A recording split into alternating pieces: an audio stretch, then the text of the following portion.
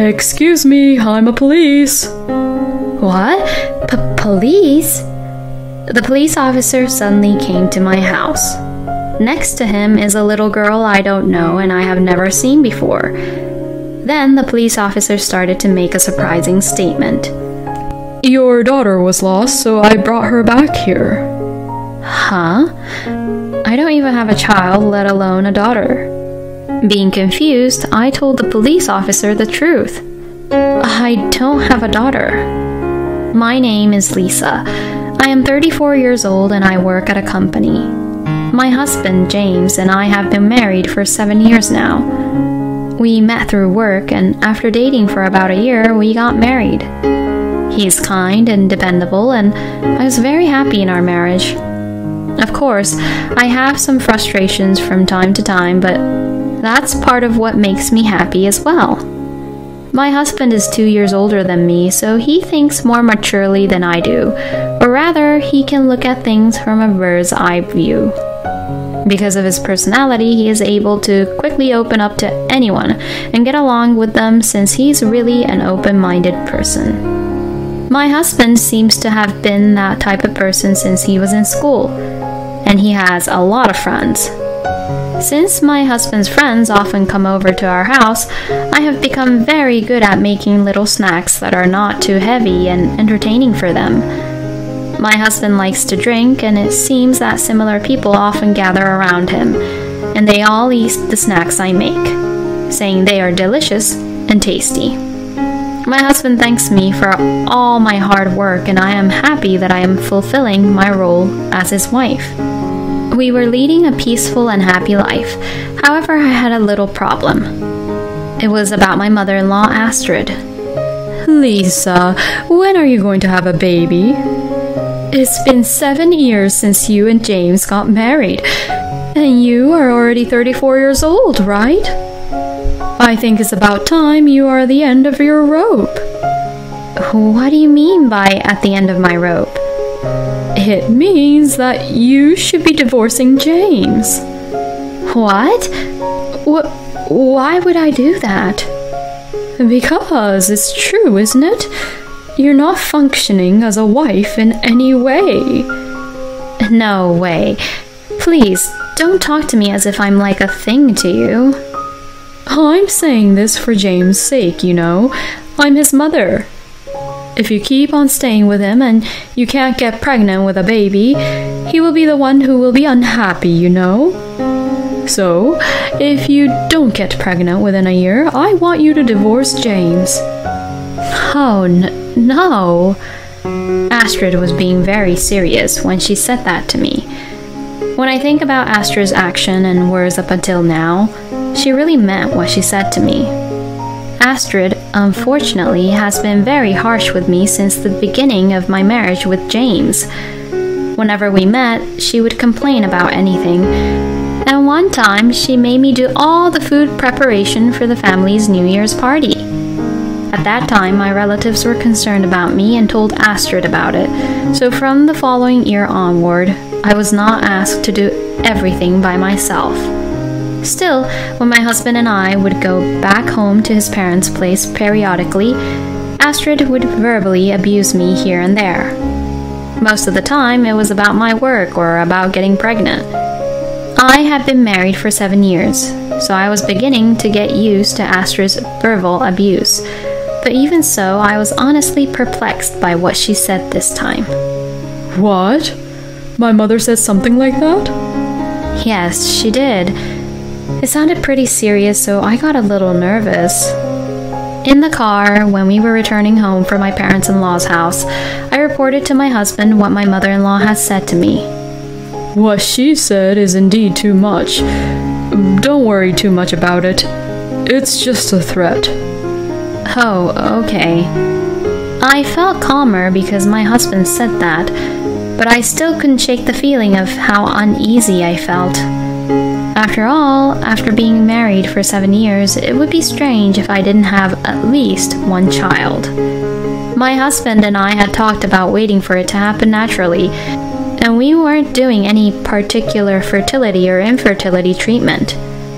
But I wonder if it's time to start thinking about such things. Huh? Oh no, there's no need for that. But your mother... So I told you, don't worry about it too much. Let's just wait for it to happen naturally, like we always have. You think so? My husband really didn't seem to be in a hurry to have a baby, so I decided not to think too deep about it anymore. Then my mind was gradually calming down and I returned to my normal routine as before.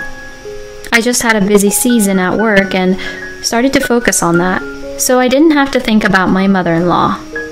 Besides, my husband had business trips pretty frequently and often had to go during weekends as well. So the timing to have a baby was often not right to begin with, and it was hard to take that kind of time as well. Are you going on business trips a lot this month? Yeah, there are a lot of projects I have to see physically. I see. Let's go out somewhere when we both have a day off. Yes, let's do that. My husband is pretty laid back in a good way, so he often calms me down when I get flustered or impatient about some things. With him, I am sure that I will be able to raise a child with peace of mind even if we have a child. Well, it's difficult to get pregnant at the moment, but... Well, I'm off then. How long will it be this time? Well, let's see. I'll be gone about 5 days. I see. So you'll be back next Tuesday? Yeah, that's about right. You have to make sure to eat something healthy, okay? Don't eat junky food all the time. You sound exactly like my mother. But I'll make sure to eat vegetables and stuff and eat healthy. Alright then, I'm off. Have a good trip. After seeing my husband off early in the morning with his suitcase, I started getting ready to go to work. I'll be alone for the next 5 days, so I'm going to work a lot of overtime and focus a lot more on my work. I'll just have quick, easy meals for dinner. I spent the period during which my husband was on business trips, living my life as I did when I lived on my own, before I got married. Then, on a Saturday, with about 2 days to go before my husband returned home from his business trip, the doorbell rang. So I opened the front door thinking it was a delivery service or something. Excuse me, I'm a police. What? Police? The police officer suddenly came to my house. Next to him is a little girl I don't know and I have never seen before. I had no idea what was going on. Why was the police officer here, at my home? And who is this little girl? Then the police officer started to make a surprising statement. Your daughter was lost, so I brought her back here. Huh? What do you mean? What? So I brought your daughter here. The police officer was looking at me with a questioning look on his face. Well, I mean, even if he looks at me like that, I don't have a daughter, let alone a child. Being confused, I told the police officer the truth. I don't have a daughter. What? The police officer began to talk to the little girl. Isn't this lady your mother? And the little girl answered, No, she's not. The police officer was confused. But this house here is your father's house, right? I have no clue. I have never been to my daddy's other house. Have you mistaken me for someone else? When I asked this to the police, he explained the situation with a concerned look. Oh, actually, this little girl was lost, and when I asked her where she was from, she had this. What? I was really shocked. It was my husband's driver's license. The little girl told me that it was in the house and she was looking for her father with it. So I came with her because this is the address on the license. Well, that man is my husband, but I did not know that a little girl like her existed. The police were even more confused when they heard my story. I sincerely apologize, ma'am. We will look into it again on our end. The police says so, but I wanted to make sure about something with the little girl. This driver's license was in your house, right? Yes, I think my daddy forgot it. Is your daddy home often? Not every week, but he comes by every couple of weeks. Is that just for one day? No, he comes once and stays for about 3 or 4 days. But he is busy with his work, so he goes to work from other house during the rest of the time. I see. After everything I had talked with the little girl, I sensed something. In other words, my husband had another family other than the family I had with him. The little girl is 5 years old and was born after my husband and I got married. To think about it, my husband is away right now on a business trip. That means he must have been at the little girl's house. Didn't you meet your daddy yesterday or the day before? Then the girl said something that shocked me. My daddy and mommy went on a trip together since the day before yesterday. They told me to stay at home, but I got hungry because there's no food. I went outside since I was hungry and thought maybe if I went to my daddy's other house I could find some food, but I got lost. The police frowned as he heard what the little girl had said. This would be child neglect. I'm sorry, ma'am. We'll take it from here. We're sorry for taking the time here, ma'am. The police said this as he greeted me and took the little girl away. The girl would be taken into police custody and my husband or that girl's mother would be contacted, or she would be placed in a child protection facility. Either way, I had already made up my mind to leave my husband. I immediately packed up my belongings and went back to my parents' house. When I told my parents, they were outraged about what had happened and said they were going to complain to my husband right away, but I stopped them. Even though I had talked to the police, I had no proof of my husband cheating on me. So I decided to let it be for once. I informed my husband that my father had broke his back and that I would be spending some time at my parents' house to take care of my father and then go to work from there. My husband replied saying, Okay, tell your father to please take care. I then immediately asked the private investigation agency to investigate about my husband. About a week later, I received the results of the investigation. It seemed that my husband had been completely caught off guard and had been going into his mistress's house, so they were able to quickly gather a lot of evidence. I also got evidence of that little girl going in and out of my husband and his mistress's house, which confirmed that my husband now had another family. I called my husband and my in-laws, saying I had something important to tell them. What in the world is going on? I can't believe you'd call me up like this. Lisa, what is it that you want to talk about?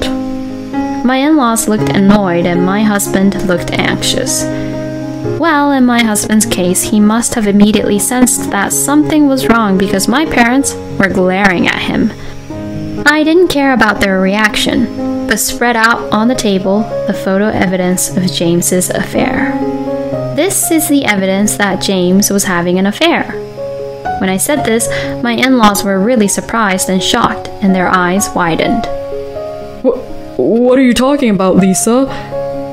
I'm having an affair? My husband was upset, but when he saw the photo evidence on the table, he fell silent. My parents-in-law are also immensely upset. I have proof, so there's no excuse. Also, I know that you and your mistress have a child together. What? A child? Astrid screamed when she heard what I said. I said, "This child is yours, isn't it?" and put the photo evidence on the table. My husband looked at the photo and his face turned completely pale. No, this child is... It's pointless to lie here, you know. She came to our house once with the police. What? Didn't the police call you to say they found her? That was when you left her home alone for days and went on a trip with your lover. No way. So with the address written on the driver's license at that time? Yes, that's right. That girl had trouble finding something to eat and tried to go to the address written on your driver's license, but she ended up getting lost, and the police took her into custody. My in-laws looked at my husband with surprised look on their faces. How can you even be a parent, leaving a girl who is only 5 years old by herself for days? You should go to hell. As I said this, I heard a sharp slapping sound. My mother-in-law slapped my husband on the cheek with all her power. Mom? What the hell are you doing? Not only did you have an affair and betray Lisa, but you also had a child with someone else and abandoned that child. I can't believe that a child like you is my son. You good-for-nothing son. Do you know what you have done? Astrid yelled at him like that. My husband finally seemed to understand what he had done, and he slumped down, saying in a muffled, weak voice, I'm sorry. I am very sorry for my stupid son. Astrid says so along with my father-in-law and apologized to my parents and I will make James accept any kind of alimony. So please request for any compensation and alimony. Since my parents-in-law says so, I decided to claim for alimony without any hesitation. Later, my husband and I divorced, and I charged him $60,000 in alimony. He was guilty of having a family elsewhere while having a family with me.